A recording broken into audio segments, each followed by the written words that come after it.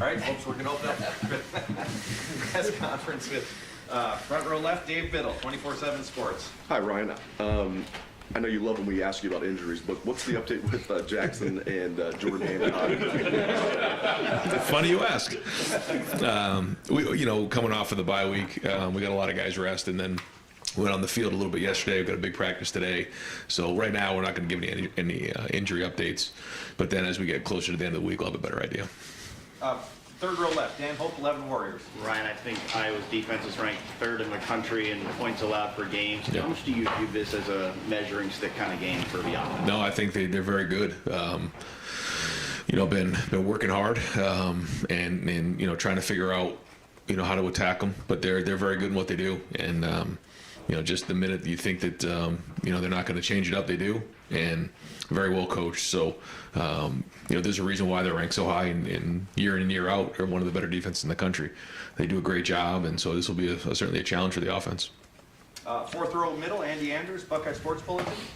Yes, Coach. I know this has been revisited several times already, but obviously before the season you called for a top 10 defense. Right now, 10th nationally in scoring, 5th in yards per game, 7th in pass, 9th in rush defense.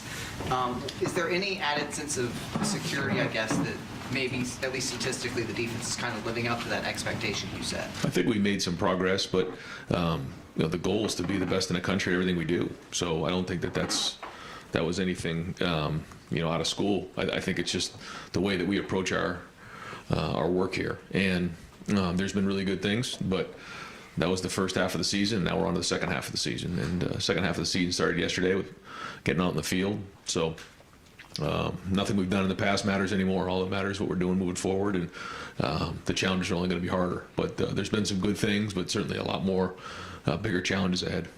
Fourth row right, Cameron Teague Robinson, The Athletic. Ryan, last week, going into the bye week, you mentioned how good you thought CJ had done with his movement and getting outside the pocket. In the offseason, was that something that you talked to him that you wanted to see him improve? That's something he dissected himself in his own game and took that upon himself to get better at? I think it all started in the weight room with the work that he put in with Mick and everybody there, just getting stronger, faster, more powerful. And so because of that, that's allowing him opportunities to do more, things outside the pocket than he's done in the past. So, I think his body changed in the off season, and that he just put in a really good off season. So, I think that's really where it all came from. Right behind him, Spencer Holbrook, Letterman Row. Ryan, did you see what you needed to see, you guys as a staff, from the corners this week to make you think that some of those issues you guys had pop up have been corrected or maybe fixed? Yeah, I think they've been working hard. I think they've been working hard at practice. I think they understand where they need to get better.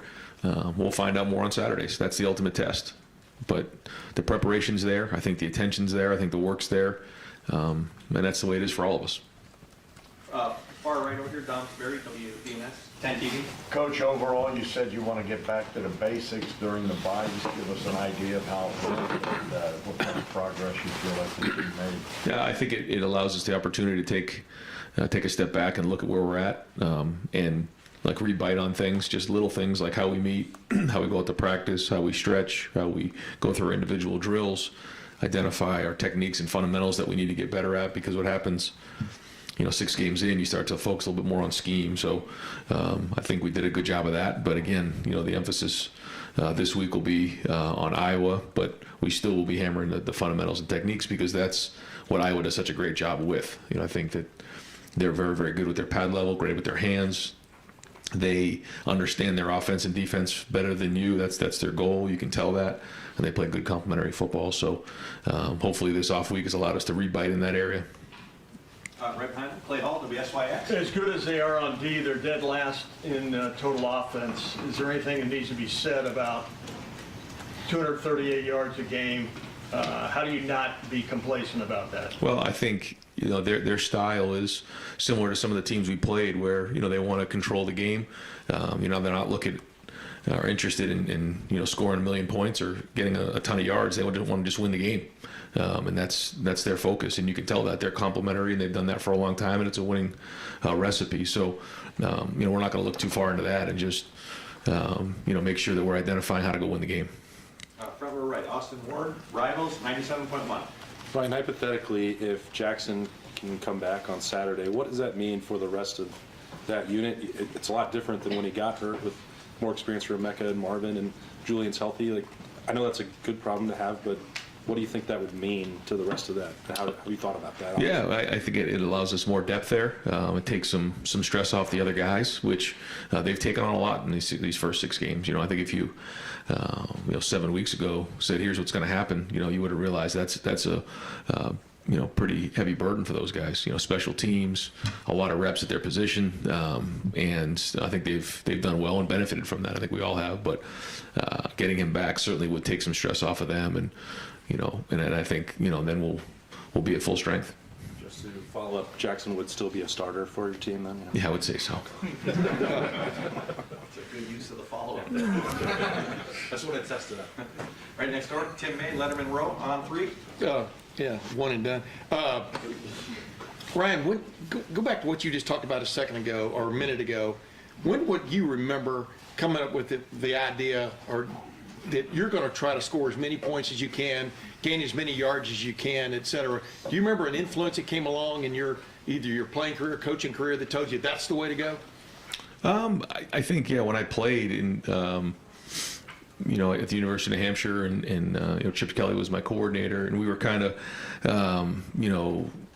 at the beginning stages of the no huddle and going fast, and we want to put a lot of stress on the defense, and it's changed so much since then. But we wanted to get defenses to defend the entire field, horizontally and vertically, and find ways to stress out the defense. And at the time, it was going fast, whether guys not getting the calls in fast enough, maybe not physically in enough shape to handle it for 4 quarters. At that time, it was very different. I think now it's changed as well. But the number one goal is to put as much stress on the defense as you can. Don't make it easy on them. Make it easy on yourself and allow the guys to play fast. Thanks, man. Yep. Right next door, Joey Kaufman, Columbus Dispatch. Ryan, when you talked with Steel Chambers a year ago about switching to linebacker, how is he what did you envision for him making that switch? Did you think he could be starter, second leading tackler on the team? Just what was kind of your overall expectation? Yeah, I didn't have a lot of expectations, but if you had said that this is what's going to happen, then obviously that would have been a success, because where he came from playing running back and to where he's at now with his production has been excellent. But we also now are counting on him to be a starter for us, and he is a starter for us, and he's had really good production. So, between he and Tommy, I think they're both playing at a high level. And we're going to need those guys if we're going to reach our goals. Right behind him, Doug Lesmerises, Cleveland.com. Ryan, I want to ask you about the punt. I know it changes based on weather and field position and how good the opposing defense is, but just like generally speaking, can you end a drive with the punt and have it be successful? If you hate punts, like you guys last year, I think were last in the country in how often you punted. What's your view of it? Well, I think it depends on the game that you're in. If you're in a matchup game, back and forth, low scoring field position game, then absolutely. You could be backed up on the 5-yard line. Our number one goal is to get 2 first downs and get that thing towards midfield, and then allow our punter to get on the field and our punt team to get out there to change and flip the field. I think you saw us do that a little bit in the Notre Dame game. But there's other games where it's kind of back and forth, and you really can't afford to punt because the scores are coming fast and furious. So I think a big part of it, like when you talk about analytics, I think that comes into play. But also there's just a feel for how your team's doing, the way the game's flowing, and the punt can be a huge weapon for you. I think when you can pooch and the ball's about at midfield and you can get that thing inside the 10-yard line and then force a team to go all the way down the field, that's really important in close games as well. So I know those games are coming here, and we're going to have to do a great job on the punt team. We'll go far right, Adam King, WBNS 10 TV. Coach, it's easy for us to look at this offense and say there's nothing wrong with it, it's scoring at will. But now that you've had the bye week chance to look back, what's maybe the one thing that you need to change, that this offense needs to change moving forward? I mean, there's more than one. There's a whole bunch that we got to get better at, and I think our guys know that. I think that's why they come in hungry every day to get better. we know the issues are there, and we have to identify those and be introspective enough to recognize those and get them fixed after a game, even if we've had a lot of success. So, and then the other thing is just staying disciplined enough not to think that you've arrived or that you have a really good offense. It doesn't mean anything going into this game. We got to bring it every single week, and that's why practice is so critically important. Taking pride in your execution, playing with great pad level, understanding how important the ball is. Playing really good in situational football. I mean, all these things don't just happen because we've done it in the past or that we have good players or whatever. We have to bring it every single week, and that's the competitive stamina that we've been talking about, and we're going to have to do it again on Saturday. Fourth row middle, Tony Gertman, Buckeye Huddle. Ryan, when you do get everybody back full strength, how do you make sure you don't try to force the action or try to get Jackson too involved, or just how do you make That's a great question. You can't get into that. You just can't. It's the same thing we talked about with CJ early in the year. If you start worrying about that, you put yourself at risk of getting beat, and we can't do that. So it'll happen naturally. We just got to go out and play, and we can't focus on or have expectations or focus on the number of the touches, the number of runs, the number of throws, the number of catches. Those things we have to take what the defense is giving us, and if that means they're playing a 2-shell and we got to run it, or if they're coming down with an extra guy in the box, we got to take a one-on-one shot, then that's what requires us to do. We will. And if one guy's getting double teamed, he's getting double teamed. The ball's got to go somewhere else. We've seen that before. So no, that's one thing we have to make sure we guard from. Second row middle, Nathan Baird, Cleveland.com. You mentioned earlier the teams like Iowa and the kind of the style that they play and the way they approach things, but you're going to see some teams later this season that aren't satisfied with that kind of style play. They're going to push your action a lot more. So how is that affecting how you guys are approaching practice scenarios right now, the good on good? Are you ramping that up at all as you look at the teams you are playing and the teams that you hope to play? I think that's the balance you look for in the bye week is, what's coming ahead, and then making sure you focus on beating Iowa. And now, after we come off the bye week, all the focus is on Iowa. But last week we did talk about some of those things and try to forecast what's coming ahead. Front row middle, Bill Rabinowitz, Columbus Dispatch. Ryan, it's not just that Iowa's defense doesn't allow a lot of points or yards. They're very opportunistic. Yeah. How is that going to shape the game plan? You're obviously an aggressive offense, but that they rely on their defense for some of their offense. That's it. Yeah, and they force you to execute the thing all the way down the field and get their hands on a lot of balls. And we know I've been there before, so and seen it against these guys live and in color. So it's something we got to talk to our offense about, make sure they understand how important the ball is here, and just do a really good job and recognize that they're a very good defense that, like you said, is going to keep it in front of them. They know their defense. They know how to tackle really, really well. And anytime you're going against that style of a defense, then they're going to create turnovers. So, we have to do a better job. And I think, again, they feel like, they know their defense better than you know your offense and vice versa. And anytime that's the case, you have to do a great job of being detailed yourself and be really clean with the game plan. Far left, Justin Holbrook, WCMH. Paris Johnson was named a finalist for the Merit Award for the Armed Forces, on the field doing pretty well. Just the balance of seeing him and his character develop over the years and continue to play well on the field and also contribute offensively. Yeah, he's always been well-rounded. His mom, Monica's done an unbelievable job raising him. And Paris has a really good balance of football and life. He's done a lot. He has a foundation, and he's done very well on the field, like you said. So we saw that in recruiting, and I think that's where he saw the culture here at Ohio State and recognized what the culture was here and recognized what Ohio State could do for him, but also we recognized early on what Paris Johnson could do for Ohio State. So I think it's been a great marriage, and in 3 short years, he's made a major impact here. Second row left, Stephen Means, Cleveland.com. When you're in a bye week, you can't be everywhere, obviously, when you're going out and recruiting guys. When you're deciding where you're going to be at as the head coach on a Friday night, watching the kid play high school football, how do you come to that decision in your head? Does it depend on the type of recruit, who needs more assistance? Just kind of walk us through that process. Yeah, just rely on the assistants and rely on Mark and take their advice on what what priorities need to be addressed. Some guys had already been seen. You're only allowed one evaluation here in the fall, so there's only a certain list of guys that we actually could go out and see here this past week, and it went out on Monday and Friday, and just try to take their advice and make the best decision on the best use of your time. But it was good to get everybody on the road and be around some great football on Friday night. Fourth row middle, Pat Murphy, 24/7 Sports. Ryan, in addition to injuries and things, we talked last week about momentum from carrying it over. How do you feel like that happened with the off weekend, especially getting back to practice yesterday and building on what you did the first half of the season? Yeah, I think the energy's been really good. I think our guys have, just had a lot of juice about them, even in the off week. Sometimes you feel a lull during that time. I don't feel like that at all, but it's great to get them back. I think a couple days away re-energized them even more, though, coming back into the Woody yesterday. Second row right, Bill Landis, Rivals.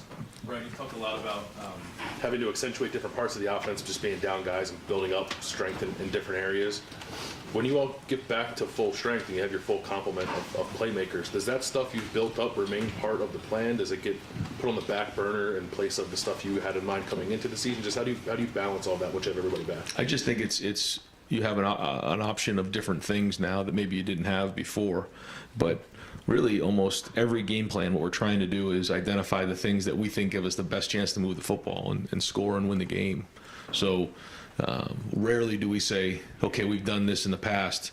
No matter what we're seeing on defense, this is what we're going to run. We don't really look at it like that. Okay, what do they do, and how can we attack them? And then here are the tools that we have in our arsenal.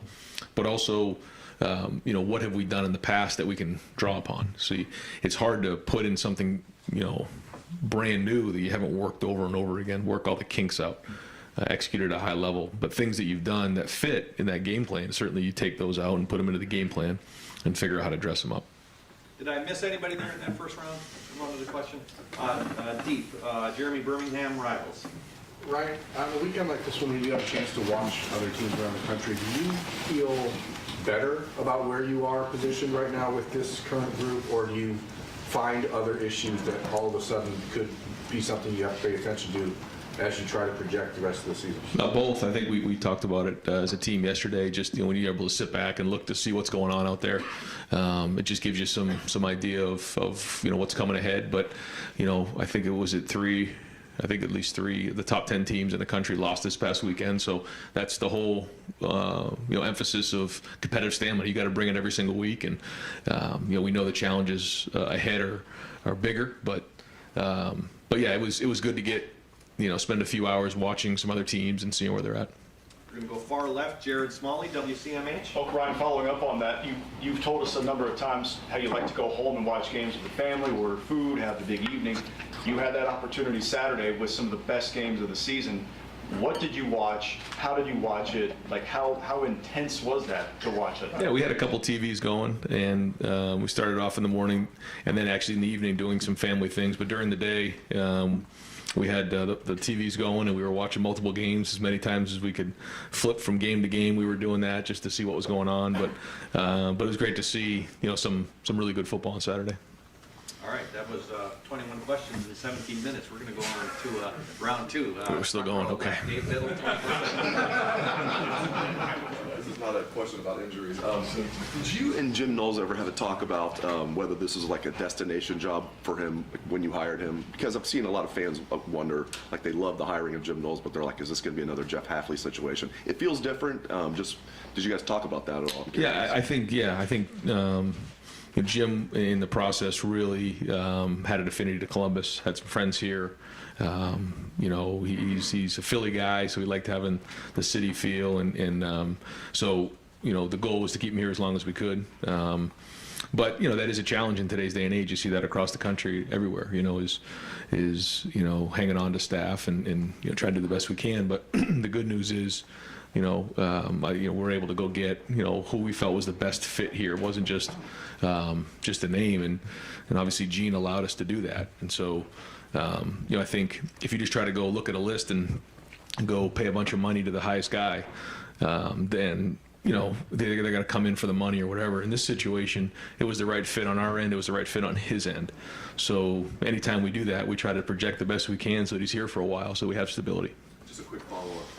This is probably a better question for him. Do you get the feel, he's been a head coach before, do you get the feeling he's content being the D coordinator at Ohio State for as long as you want him here? Yeah, I do. I think that he enjoys being a coordinator. I think he loves the X and O's of it and enjoys the interaction every day with the staff, and seems to really enjoy it here at Ohio State.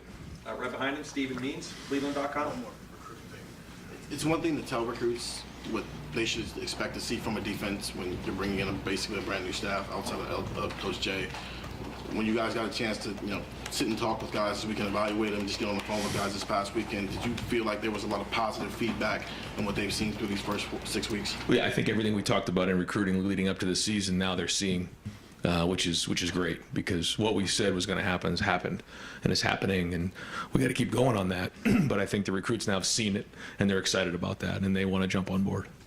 Front row middle, Bill Rabinowitz, Columbus Dispatch. Yeah, I know you watched Iowa's defense more than their offense, but I want to get your impression of Luke Lachey, who obviously, you know who he is. There was interest here. What are your impressions of him, and anything you want to say about him? Well, no, I've been watching his career closely, and I've been very impressed with how he's played, and he's made a lot of plays. He's, for tight ends, there's a lot of job responsibilities and descriptions, and he does them all very, very well. And Iowa does an unbelievable job of developing their players, but over the years have developed some really good tight ends, and he's kind of the next one in line. And knowing him and knowing his family, just proud of the way he's played.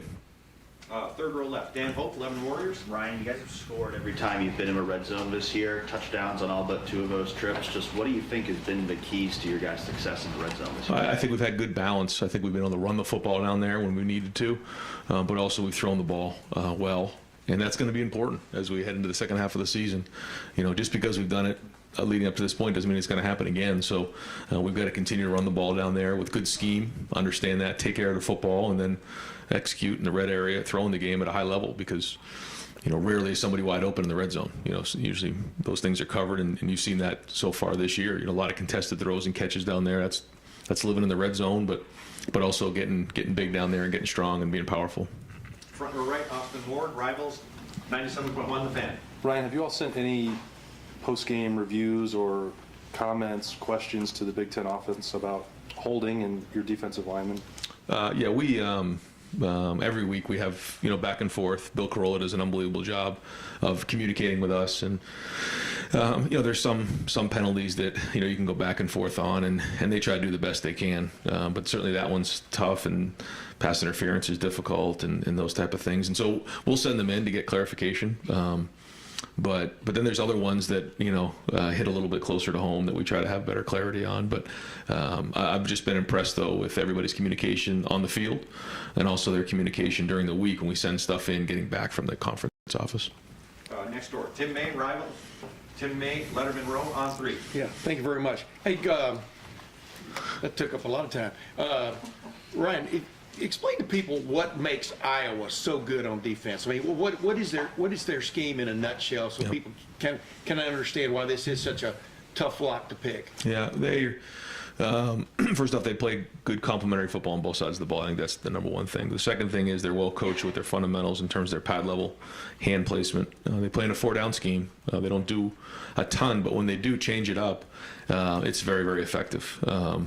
They know the things that are how they're going to get attacked, and they have years and years and years of teams game planning them. So they know the slight adjustments they need to make in order to stop what's going on. And I think it all starts from the coordinator and comes down to the type of players that they have. They're tough, they're accountable, they understand the scheme really well.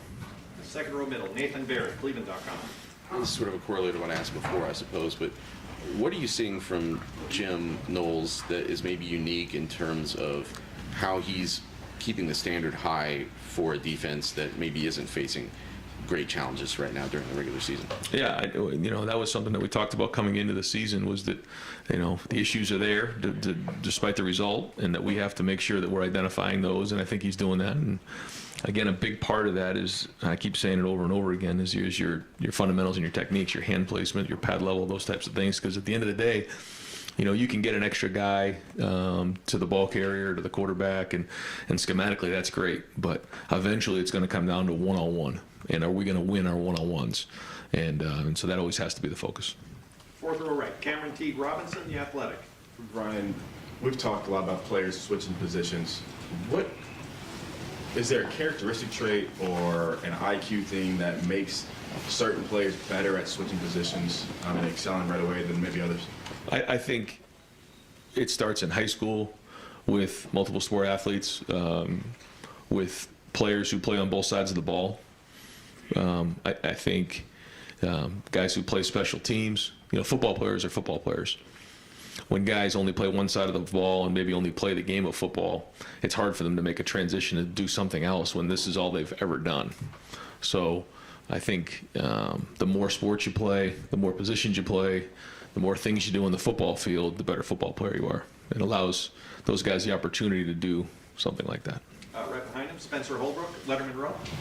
Brian, everybody in college football watch what happened in Ann Arbor, then watch what happened in Knoxville. You guys had the week off, though.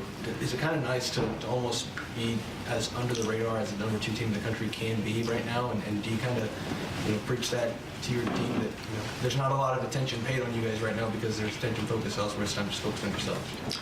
Well, our message always is to focus on us, as you know, but we have to make sure good, bad, or not much, when things are being said or not said, like that has nothing to do with what we're doing on a daily basis. And I think our guys have a good feel for that because we're Ohio State. Everyone knows who Ohio State is, and there's a reason why it's Ohio against the world for years. And we understand that. So we have an unbelievable fan base. Buckeye Nation's unbelievable supportive. They love the Buckeyes, so they get a lot of attention. And nationally, we get a lot of attention. So one of the things that we have to do is figure out a way to block out all the noise, good or bad, or so that's not a focus for our players. But as things move on during the season, the noise gets louder and louder. So that message has to be stronger and stronger. At the wall, Jeremy Birmingham, Rivals. It feels like a lifetime ago, but you were on the staff in 2017, Kevin was, Tony was, Brian was. How much recollection is there of what happened against Iowa in 2017? And was that, as you look back on it, is it game plan, is it execution? What was it about that day that caused it to go the way it did in your perspective, and how do you feel it relates to this weekend? That's a scar that doesn't go away. And yeah, I've felt it this week for sure. That week in particular, we were coming off the Penn State win, which is an emotional win, going into Kinnick, which is a very difficult place to play, and we turned the ball over. First play of the game was a pick six. I think it was the first play of the game, and then we fought ourselves back, but then turned the ball over too many times, and that was a tough day for all of us. So yeah, anytime you have a scar like that, it's real. And we've talked about it a lot to our staff. We talked a lot about it to our players. We've talked a lot about as an offensive staff, and we'll continue to talk about it. This team was always difficult to beat. Doesn't matter what year it was or what year it is, and then that year was no different than it is this year. We'll go far right. Adam King, WBNS 10 TV. You've now seen college football with NIL, without NIL. Have you noticed any changes in athletes now that it's really taken effect here? You're 6 weeks into this season. How do you kind of balance that, knowing you can't really have a say in it, but also athletes now have photo shoots that they're doing different things throughout the week? It's just changed. The landscape's changed, and we try to do the best we can to communicate it. I think our guys are handling it better than most. I mean, it's not always easy. There's different things, but at the end of the day, that's why we recruit great people, and I think they've handled it very well. But to say that it hasn't changed a little bit, it has. Now, our guys who have been recruited here, who are in the program, weren't really recruited with NIL being something that was a thing during the recruiting process. Now that these guys are in high school, they're seeing what's going on at different programs. So that's a change, but I think our guys have handled it very well. Right in front of him, Clay Hall, WSYX. No? Okay, we're good. Good. Got time for a couple more. Second row right. Doug Lane, Reese, Cleveland.com. Ryan, you were talking about offenses stressing defenses. Yeah. Right? You're trying to win on the scoreboard however you have to do it. But what do you see when you have an offense that can stress a defense, whether it's how they have to prepare that week or maybe they have to take more risks on offense? What do you think it does to an opponent when your offense has that capability? Yeah, I think it does. Being on the other side of the ball, during, my career as a coach, you do feel that. And, when that other side is clicking and, it kind of can put some stress on the other side of the ball, just like vice versa, if we're not doing well, but the defense is, or maybe the defense is struggling and, you feel that. It just is part of the game. And so, yeah, anytime that, we can put stress on the other team, that's what we're trying to do. And right in front of him, Joey Kaufman, Columbus Dispatch. When you talk about Iowa's defense being fundamentally sound, in particular, they seem really good at preventing big plays, explosives. Yeah. They're the only team in the country that hasn't allowed to play 40 yards or more. What makes them good at limiting those?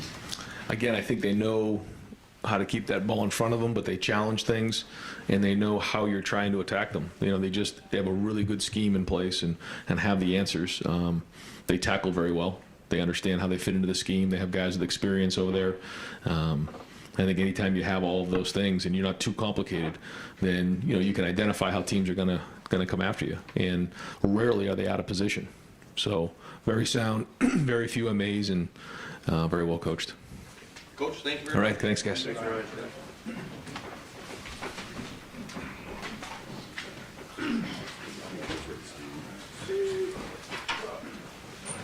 right, folks, we're going to go 15 minutes with Coach Knowles. We're going to open up fourth row middle, Andy Anders, Buckeye Sports Bulletin. Yes, Jim. There's been a lot of talk, of course, about how much can still be done with the jack position. I'm curious if there's another position in the defense where maybe there's still a lot of wrinkles to show. I think what we've done with our safeties so far, it is a safety-driven defense, so we're multiple with those guys. But we have not blitzed them a whole lot. We, like I said, we haven't had to. So I think there's more that can be done there at that position. Front row right, Austin Ward, Rivals, 97.1 The Fan. Jim, watching every week, I think we can see how much JT is impacting the game up front, and the numbers aren't really there for him personally. What is it that he does well that impresses you or makes him so valuable to this team that doesn't necessarily translate for himself? JT is that combination of get-off quickness and strength, kind of like Mike has at the inside. I think JT has that on the outside. So he's, being accounted for and uses up a lot of blocks, makes initial penetration a lot in the pass rush. I'm sure you guys see it a lot of times that draws holding calls or could have, would have, should have been a holding call. He's guys that he's one of those guys that kind of makes things happen initially at the play. Doesn't always get the credit, but he's making the ball redirect or the quarterback do something different right at the snap. Second row left, Stephen Means, Cleveland.com. Whether it's Tommy here at the mic or Malcolm Rodriguez when you were still at Oklahoma State, with all due respect, those guys don't necessarily look like the guys who would be having the level of production that they've had in your defense. So from your perspective, what do you like about that type of player? And what does it take to be the Mike linebacker, I guess, in Jim Knowles' defense that allows that position to be so productive? Someone who can see the big picture, right? Understand the scheme, and where they fit. And that's important, right? Because a lot of times guys are good linebackers just because they run around and find the ball. Those two guys that you mentioned, they see the big picture. They understand where the ball is going to come out. And then with both of them, there's no trepidation about taking their shot. And I think that's what you're seeing with Tommy. That's what you saw with Malcolm. They're confident. They're confident that they know where the ball is going to be. They see the read, and then they go and pull it. And so far, he's been right most of the time. But you got to have that confidence to take your shot, too. Front row middle, Bill Rabinowitz, Columbus Dispatch. Hi, Jim. We know Iowa's offense has struggled, but the one thing they've done very well is throw the tight end. What kind of stress does that put on your defense? And I'm not expecting you to give away your game plan, but how much of a concern is that? No, it's a concern. I mean, this is the best tight end. Even two of them, they're all good, like you said, since Notre Dame. So definitely need to be aware of it. You have to contest. It's, if you give those guys too much space, they kind of body you up and make catches. So you got to have tight coverage. I think that's the key. Whether you're in zone or in man, you have to get your hands on them. Front row right, Tim May, Whatever, Ron yeah, Freed, and that's good. Letterman Rowe. Jim, what are you selling your team, your side this week going into this game? These guys are averaging 238.7 yards per game, last in FBS, 131st, and I know they throw the tight end, but what is it that they do well also that that you're stressing to your group? The blocking schemes, right? I mean, well coached. So you have some different schemes that result from quarterback under center, the combination of wide zone schemes along with pull plays and, plays that get you running and cut back on you. So it's different. We've seen a little bit of it already this year, but it's different than the way that we're trained. And I always talk about going back to your training. It's different because it's a huddle and it breaks the huddle and all those things that we've seen some of and we're going to continue to see more of. So I think it is a matter of understanding how these type of offenses operate and being able to react and fit, and even though it's not zone read and all those things that you kind of start out training these days, it is something that obviously you see more of in the Big Ten, and our guys need to understand that. Right behind him, Doug Lamereese, Cleveland.com. Jim, Ryan was talking about complementary football with a team like Iowa. For any defensive coordinator, how does it affect your job, whether you are part of a program that has a typically high-scoring offense that more games than not is going to score a lot of points, versus you're part of a program with maybe an offense that's going to play the field position game a little bit more, maybe it'll be typically a lower-scoring game. Does it change your style? Is it any more aggressive, less aggressive? How does it matter what your offense does? It's a good question, but it doesn't change what I do one bit. It doesn't. It's defense is an attitude. It's a mentality. So it's, you have to go out there and stop them, right? And defense is a right now proposition. It doesn't matter what the score is. So I guess in a way it makes it a little more challenging because our offense is so good in that we maintain that level and that attitude no matter what the score is, because there's going to come the time and the place. And I don't believe that you can just dial it up and all of a sudden say, hey, it's a tight game. Let's call those defenses that work now. You can't, you got it. It's just an over and over again mentality. So it doesn't affect really the way I operate one bit. Far right, Adam King, WBNS 10 TV. The cornerbacks, Ryan said, have been there, just have to attack more at the point the ball gets there. I'm curious if you change anything in the last week and a half, 2 weeks over the bye week. Did you work on anything more, or is that just something that will eventually come? Yeah, it's going against the good competition every day that we have here, that we're fortunate to have here. It's more reps. It's coaching that finish. And trying to illustrate to the guy, okay, look what happens when you turned your head the wrong way here versus when you did it correctly. So it's just a matter of continuing to rep it. And, like I said, a lot of the responsibility is on me because I need to change up coverages and do things well enough to give those guys, give the quarterback some confusion as to what he's seeing. But the more reps we can get against our offense, the better. We're going to go far left. I'm not sure if it was Jared or Justin from WCMH. Back in the spring, you went to Pick North for a college showcase of sorts. I saw you on the sideline last week. You talked about how important it is to recruit the guys in Central Ohio. What did you make of the experience of going to the game? Was that your first chance to go to a game in the area? And what else did you do on the bye weekend? How much are we allowed to talk about recruiting? Is that particular? Yeah. Just general. Yeah, just general.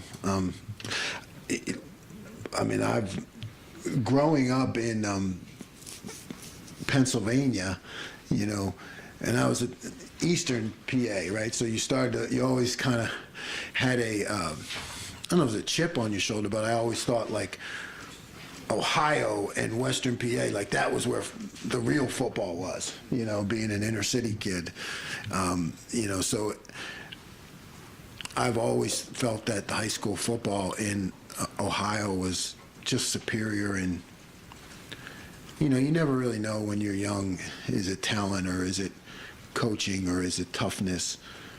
I think it's just general attitude and support. So that's, I guess, what I've seen is, you know, love going to games because of the support from the community, how important it is to people. And I think that just kind of trickles down, and that just makes football in the state that much better. Second row middle, Nathan Baird, Cleveland.com. Sort of a follow-up to what Doug asked you about, but you're in charge of a defense right now that has made a pretty dramatic improvement since last year. But how do you keep applying those standards as sort of independent of results, I guess, and communicating that in a way that players, I guess, get what you're trying to do as opposed to thinking you're holding them to a standard they can't achieve? Yeah. I mean, positive results help, right? Because they see themselves making plays, they see the scheme working, how they fit in it, right? So that positive feedback helps. I mean, all players need that. So when I continue to stay on them and push them, they know that good comes out of it, and that they're productive, and everybody does well. So, but it's habits, man. It's habits. It's just habits and training and everything that Coach Mick does in the weight room, everything that, you know, our culture and Coach Day preaches about fighting. It's just like fighting every day to continue to improve, no matter what the score, no matter what the circumstance. But doing well helps, right? Because they can look and see that it does work. Right behind him, Dan Hope, Lebanon Warriors. You talked about how JT has made this big impact, even though he doesn't have a ton of stats. Is that something you've had to sell those pass rushers on, of your impact's not always going to show up in the box score? No, I haven't. Coach Johnson does a great job with those guys being one unit, one group, and it's the same way we're building the defense. Is just, hey, we all of us together are stronger than any of us apart, and it doesn't matter who gets the credit. You know, it's tough in today's day and age because of social media and everything, but I think that when you look at football, it's the greatest team game there ever was, and it's our job as coaches to uphold that, you know, what you do as a group can carry impact for ages, where alone, you know, your stats may be great, but what kind of lasting impact are they going to have on the culture? So, you know, Coach does a great job with those guys up front, so they're all in. They don't care who gets the glory. Fourth row middle, Tony Gertman, Buckeye Huddle. Jim, you may have seen some high-scoring college football games this weekend. I think you guys have only faced the 68th best offense nationally in Toledo. You guys see Ohio State every day. How often is the team you face every day an accurate indicator of what the defense will be doing against better offenses in games? I think it's accurate. I mean, I do. I think that's why I enjoy and appreciate every chance we get to go against our offense. And, you know, we make those cut-ups against our offense, you know, in terms of teaching, because it is what we're going to face, you know. So I think it's real accurate. Get a judgment, and, you know, I'm pretty hard on them when we go against our offense, where, you know, other guys might just be like, well, we're just kind of getting speed of the game. But I think it's very important how we do against our own guys, because that is the best offense in the country. Got time for a couple more. Front row middle, Joey Kaufman, Columbus Dispatch. Jim, you talked about the corners getting reps against this group of wide receivers. How do you think they looked during the off week? Just what did you see for them in practice? Yeah, I mean, I thought they looked good. You know, more times than not against our guys, you're not going to look good, you know. And but you do learn from even the plays you don't make, and you can coach off of it. So I thought we had a good week, and we challenged. Again, always go back to me, right? Am I mixing the coverages enough? Am I making the quarterback hold the ball for an extra second? All those things that result in the matchup on the outside. But I think those guys worked hard, had a good week. Second row right, Bill Landis, the athletic. Nope, Bill Landis, rivals. Folks don't know about that Philadelphia Catholic League ball here, Jim. They gotta learn. It's gotten a lot better since I left, yeah. Ronnie is on pace for, I think, half the tackles he had last year, but he said that's a good thing because it means the ball's not getting to him. On a down-to-down basis, how does he impact things for you, even on those plays where it doesn't end with him making the stop? He's been such a constant for you. Why is that the case? Yeah, his attitude on the sidelines, whether it's the sidelines of practice or the sidelines of games, right? A lot of things that people don't see. I mean, he is that guy who kind of always keeps, a strong defensive attitude in that, hey, we got to do our job. How do we correct this? What's next? Just a really focused guy. So you see that helps a lot.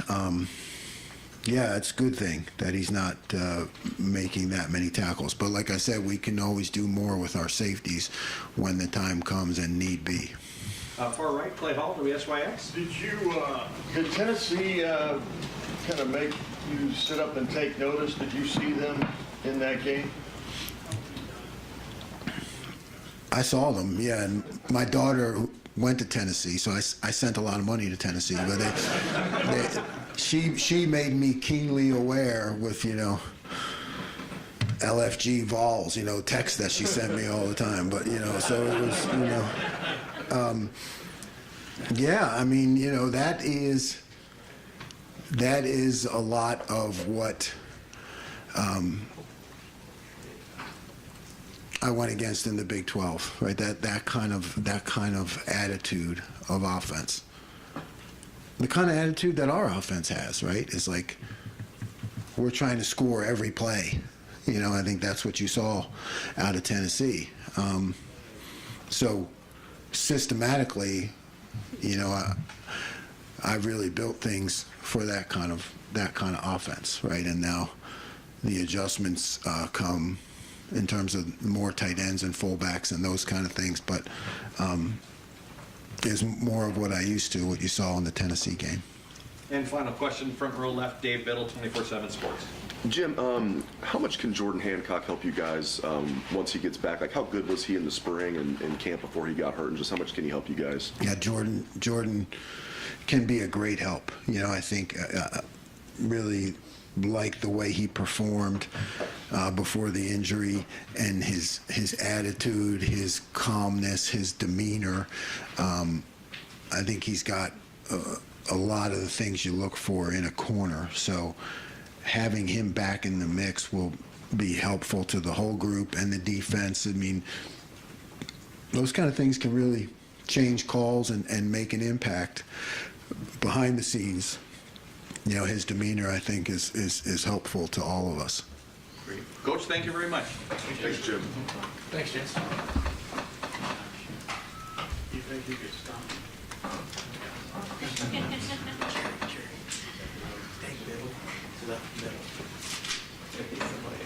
Turn down the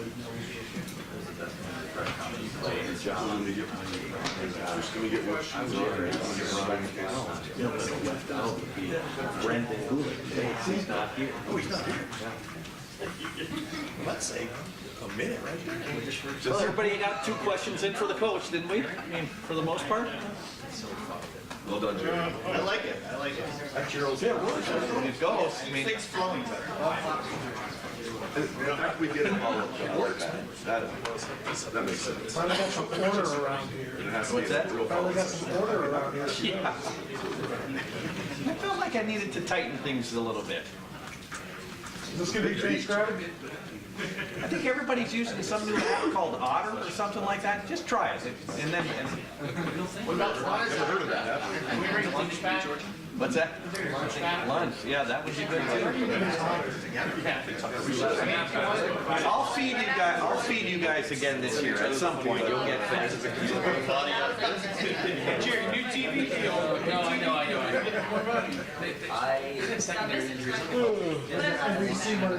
That NBC money. I know how this works. CBS. You want me to pull them? Okay. Coach stay in there too? Okay. We may or may not get Coach Wilson today. You're any screaming going on? It's just a crash me. Yeah. What's more important? There you go, David, how he's talking about the field. Well, I'm just judging the,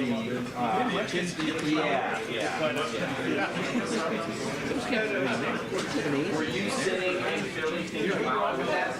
Oh, no,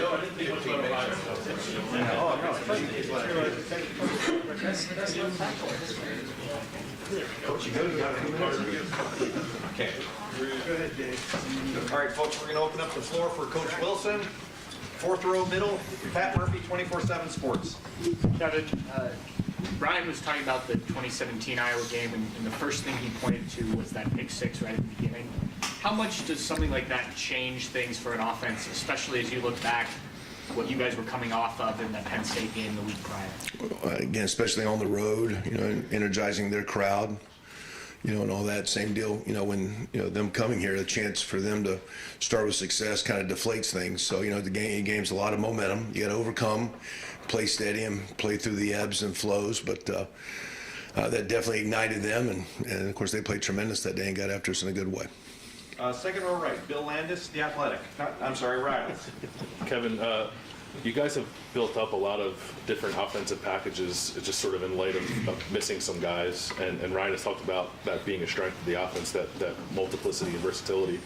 Assuming you get a full boat of playmakers back at some point, how does that stuff still remain part of the offensive plan, or do you revert back to whatever you might have had in mind coming into the season when you thought you would have everyone available? I think it's it's challenging because if you can become a collage of a lot of things, and you try to make everybody happy and get everybody to touch and get everybody on the field, and then you can actually get out of rhythm.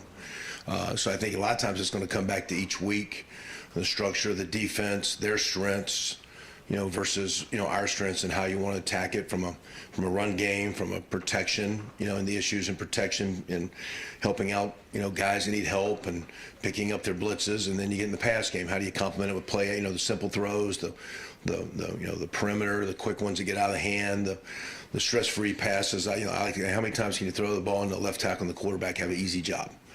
And so how many times can you stress-free throw? And then you get into then the shots you have to make and the conversion. So there's an art to that. There's a knack for that. And I think as coaches, we just got to do a great job continuing to have every player embrace it. I think we've done it long enough, and our kids have seen it long enough that you think you're going into a game and something's going to happen. We really got this worked up, and it's going to happen. It's going to come your way. We've got this thing set up. We're going to do this and this and this, and boom, here's your play. And then sometimes it even happens, and it is your play, but you don't get the right coverage, or a protection breaks down, and there was your opportunity, quote unquote. You think your play that went away. It's amazing for us that we just keep telling the kids, when you play for the brotherhood and not for yourself, you'll get your plays. When you get a little selfish and you get a little greedy, it just seems to kind of implode for you. So it'll be challenging going forward to work it all together. But I think complimenting some of those big guys on the edges with Mitch and Cade and G helps. I think X has done a nice job and show he can bring some things to us. And of course, we got tremendous running backs and receivers, and that quarterback's pretty good. So. Front row middle, Bill Rabinowitz, Columbus Dispatch. Kevin, what's the number one thing that stands out to you about Iowa's defense? Well, we know how good they are. But yeah, they're good, man. They, I first crossed these guys in 1999. Kirk's first year when I was at Northwestern. We had a really great game in 2000, had a big win over an opponent, and Went there the next week and scored, I think, 10 points and laid an egg. And same defense, same structure, same guys. Me and Phil Parker go back to 1990 when he was at Toledo and I was at Miami, Ohio. We used to recruit Central Ohio together. We used to spring recruit right in the same car and drive up together, me and him and Doug Klein from Kent State. We'd show up together and say, who you got? Because we figured if three of us showed, they'd actually talk to someone from the MAC. And we recruited together, played a lot of golf with him. He's a great coach. Tried to hire him when I was in Indiana. He was behind Norm. I think he's an awesome coach. He knows their defense. Their players know their defense. Their players want it very good. They play with great leverage up front, great hand discipline. They get off blocks. They occupy double teams and free up backers.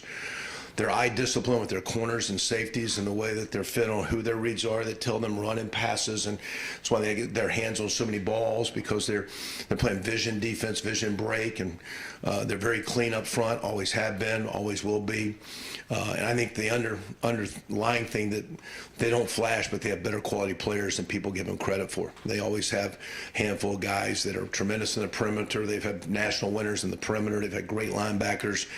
And because you're playing against the Kirk Ferentz team, they're good on both lines of scrimmage up front with O-line, D-line. So we'll have our hands full blocking them. We'll have our hands full trying to get balance and get the run game going. And then off that, they know their defense so well, and Phil knows the defense. He knows when you're trying to work him, how to get to it and change his coverages and change his looks. So you're in the back half of the Big Ten, so it's not easy. You can cosmetically look at it easy. You can say it is what it is with numbers and what it should be. But you play this time of year with elements. You play this time of year where you truly start showing if you're tough and you're physical and you're disciplined and you play with respect and you have a good preparation. I love the way our kids practiced last week, like the quick start we had yesterday. But we're in the stretch where you find out what kind of football team you got, and this is going to be a great test on Saturday. Front row right, Austin Ward, Rivals 97.1. Kevin, I know you were always a believer in Dewan and had this vision of him developing. Has it surpassed what you thought he could become? No, he's not close to what he can be, and he's doing well. He's just young and growing. We went over, and I knew his coach. His coach played for us in Miami, Ohio. Coach Walker back years ago. Terry Hebner recruited his high school coach. So I know his coach Jason Simmons very, very well. Over there, he said, "Hey, I got this guy, he's a basketball guy. He's kind of raw." And saw him run around a little bit. Got him over here. He saw how big he was, and then we went and watched him play basketball. I think it's actually the Friday night before Big Ten championship game, and you watch him run down the court, and you shouldn't be that big and move that well. And there's still, it's continuing as his body matures, as he's maturing as a young man. He's playing really good. I'm proud of what he's doing. It's not been easy. It'd have been much easier to have come up short with the amount of effort he's had. Because it's not easy for him to, everybody kind of laughs when those guys take off running. I say, okay, you're a defensive back and you weigh out 200 pounds. So strap 4 45-pound plates on the back of your back, and we'll give you 4 more seconds to run across the field a couple times. He's carrying a lot of weight. So I'm proud of the way he's grown up, proud of the way he's doing academically. I think he's got a high ceiling, and I want to see him finish very, very strong for us, and he potentially has a great future as he keeps playing. Third row left, Dan Hope, 11 Warriors. Kevin, you guys haven't been stopped in the red zone this year, touchdowns on all the 2-year trips down there. Just what do you think have been the keys to success in that area? I think we've ran it better, which will be tough. I think Iowa's allowed 5 touchdowns this year in the red zone when I looked at their numbers. So it'll be tough this week because they're a great running defense. And when you can run the ball and stay a little bit more on schedule so you don't get 3rd and 8 and 3rd and 9 in spaces where the field gets condensed and the zones get tighter, and they can be more aggressive in blitzing when they want to blitz and come at you. So I think running, staying on schedule. We work really hard at a few things through the off season, through preseason, and even during the game week of prepping 3rd down conversions. So we try to get the base plan going, but then what's the critical conversions? And that's how you're converting on 3rd down, and those are 4-point plays. And getting to a 3rd and 1 and 2 versus 3rd and 7 on the 7-yard line is a big deal. 3rd and 9 on the 9, what you got? And they got like a picket fence sitting back there, and there's a bunch of bodies. It's like they're doing jumping jacks, and you can't get a throw or something through there. It's very, very tough sledding. So I think staying on schedule, they get commitment to it, and I think, Coach Dan, our staff, we work hard to try to put a good plan, and then the kids learn how to execute it. And CJ has done a great job. Ryan's pretty aggressive wanting to throw down there sometimes. But the quarterback has to understand not to force it, and we've done a good job of not having turnovers as we thought. So I think running the ball, staying on schedule, and the quarterback not forcing the ball has been key to that thing being really good for us. Second row middle, Nathan Baird, Cleveland.com. There's sort of a, excuse me, like a palpable edge from Luke Whippler that you guys probably noticed early on, but we were getting it more and more, I think, as we talked to him. Again, please. The Luke Whippler just has like this palpable edge to him. Like and how does that resonate with the rest of the offense? It depends on the day and when he resonates it, I guess, and the drill and the timeline. It can be a positive resignation or maybe not so. It's just Luke being Luke. It's just personality. I think he's got enough confidence to just be comfortable in his skin, and I don't think it's for sure. I think a lot of our guys have, their different characteristics that make them unique, and as you become young men and you get comfortable and there's a lot of love amongst yourself, you're just not afraid to be you. You're not trying to be braggadocious or boast or point fingers at guys, but just be yourself. He's pretty consistent. And again, the best thing about Luke, he's one of our best workers. So as you work hard, sometimes your voice carries a little bit more solid because he's a great worker, great practice player. He's there every day. He's great in the all season. It's kind of helped him as he has his edge. And I think that's one of the unique, because he's not overly large in the offensive line. He's a decent size for center. But I think a part of his mental makeup gives him a chance to be the player he is. And as he matures, he'll keep getting nothing but better too. He's off to a good start for his career for sure. Front row middle, Joey Kaufman, Columbus Dispatch. Kevin, Iowa's defense does a really good job in particular teams of stopping big plays. They're the only team in the country that hasn't allowed to play 40 yards or more. What do they do well on that front, and what's the challenge of going against a defense that generally does a good job of containing kind of the big broken plays? Yeah, I mean, each year is a little bit different, but for these guys it's not, because again, it's the structure of the defense. And I wouldn't say they're by no means a bend but not break defense. I mean, they're sitting there and they're slow to get out of pedals and breaks because they're driving on balls, but they know how they're going to get worked.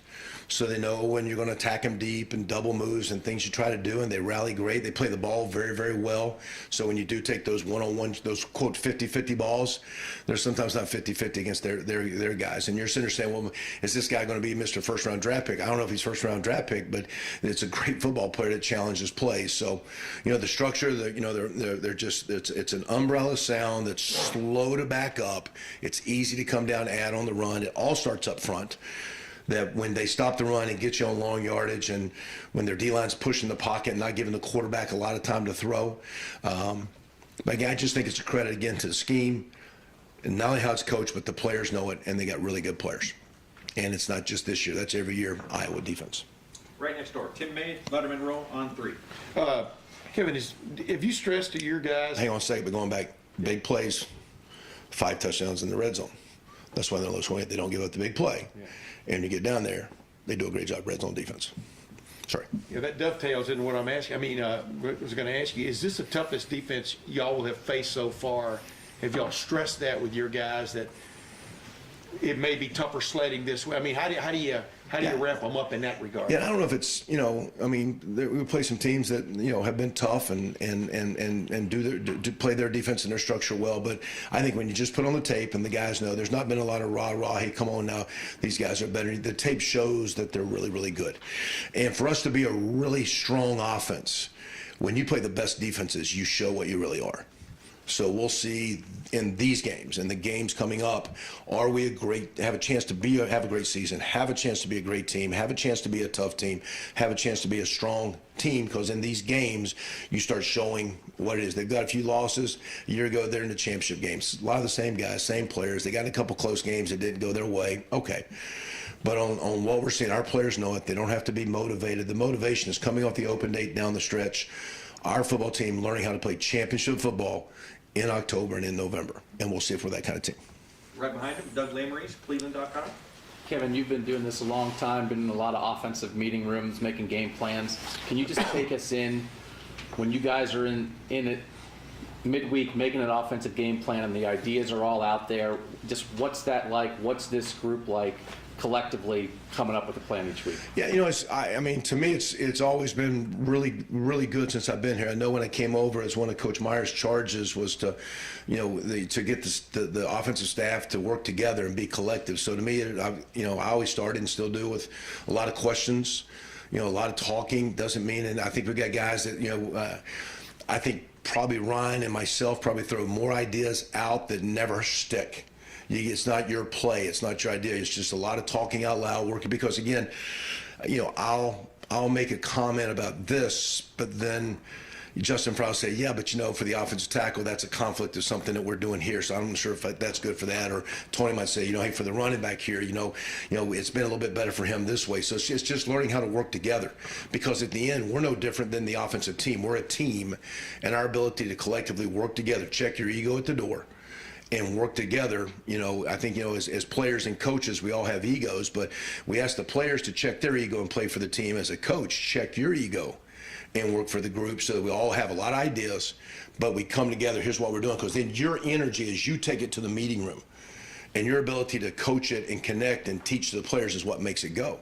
So those guys know if you like that play, believe in that player, not just by the way you draw it up and put it on the board, and the way you go through it with the guys. So to me, it's a total deal, and been around a lot of really good crowds, but it's the best thing. We show up every day at 7, and I walk straight in that room and sit right down, and I seldom even make it to my office. So we're in that room the whole time working as a group, and it's one of the best things of the day. And I love every second being with those guys, and it's a great group of men. And we got some young coaches that do a great job. So we got GAs and guys that are like, hey, so-and-so, I remember when I worked here, we did it. It's a lot of interaction, and it's not a one-horse show in there. There's Coach Day leads the parade. He's the grand marshal at the back of that parade, but there's a lot of floats that have a lot of good ideas as we go down that thing there. Got time for a couple more. Adam King, WBNS 10 TV. Obviously, this offense has been dominating all year, able to find the end zone. Doesn't seem like they've missed a beat without JSN, but how much do you guys actually miss having him out there? You guys got like call letters and stuff here, like we're on, like we're on the radio, I like the JSN. Okay, Jackson. I got stuck on JSN, so give me the question again. You threw me off. I thought it was your radio station. He gets one question. I'm sorry. I'm sorry. How much do you guys miss having Jackson out there? Oh, I miss him because I remember going back. I talked to him. I remember back in bowl prep. I remember spring ball. I had a couple conversations. I just love how hard you practice. Just what he brought from that aspect. He's a great player. Great kid, but he just loves to play ball, and I just miss that because he's a kid that's he's just having fun playing ball, and I just miss him out there because he has a natural energy to him. He's a tremendous player, very, very competitive. I feel I know he personally wanted a great year, but the good Lord's got those plans. But our football team will be better when he's kind of doing a fair amount, but getting him back, if we can get him back and get him consistent, we'll be better, not just because he's going to make plays, but just the energy he brings as a practice player. Because one of the better players I've been around, one of the best practice players I've been around, and the really good teams know how to practice. And like I say, I was talking to a scout the other day about how his injury is dragging. I said, he's a great player. He said, Coach, I was here in preseason. He had like 7 touchdown passes one day. And he's a great practice player. So I just look forward to getting him back. Not only make those plays on Saturday, you guys get to see, but I just love what he brings to us on a daily basis. And without forcing it, when it's meant to be, he just brings a lot of great juice and karma to our team. That's awesome. And final question, deep right, Spencer Holbrook, Letterman Row. You guys talk a lot in the preseason about Dallin's progression as a running back, but how big has he been for you guys with Trevion and Mine both missing time, and how big do you think he can be as he continues to progress in the second half of the year? Well, really good, and not just because you guys get a chance when games are called upon, but when we're out there going, a lot of guys that sometimes aren't making some plays you see on Saturday are practicing at a high level that makes our practices go so well. So his ability to play well, when you're not saying things on Tuesday, Wednesday, it's just a better vibe to practice. He knows what he's got. He knows who he's got in protection. He's making the read. He's got great ball security. So it's nice to see him as a young guy develop and get game reps. But what we see is a lot of guys like him and some of these guys that are the twos that are playing some but not as much. You see these guys right now start to make that jump and start to become the consistent player, the consistent practice player that you want. And to me, it's been nice to see him grow, but we'll be out there today in practice, and it might be the fourth play, ones-on-ones, and all of a sudden he's playing tailback and he's making a nice play, and it just creates great chemistry that you don't feel like the offense now has fallen off and we're going against our guys in practice. So it's nice to see him in games. Some of his play has been maybe mop-up, but when he's playing good on good, not just he, but a lot of those young guys, Jaden Ballard at receiver, some of those young tight ends that keep coming on, the young offensive line, and the second crowd's getting better, Josh Fryer and those guys playing better against our defenses just makes our team better. So it just leads to great practice, flow of practice, consistent practice. So what you see on some Saturdays, great future. I just love what those guys are bringing because the great teams are good down the stretch and the great teams are practicing good. And we're going to try to have a great Tuesday today on the field. So see you guys. Go Bucks. Peace out. Everybody screaming in the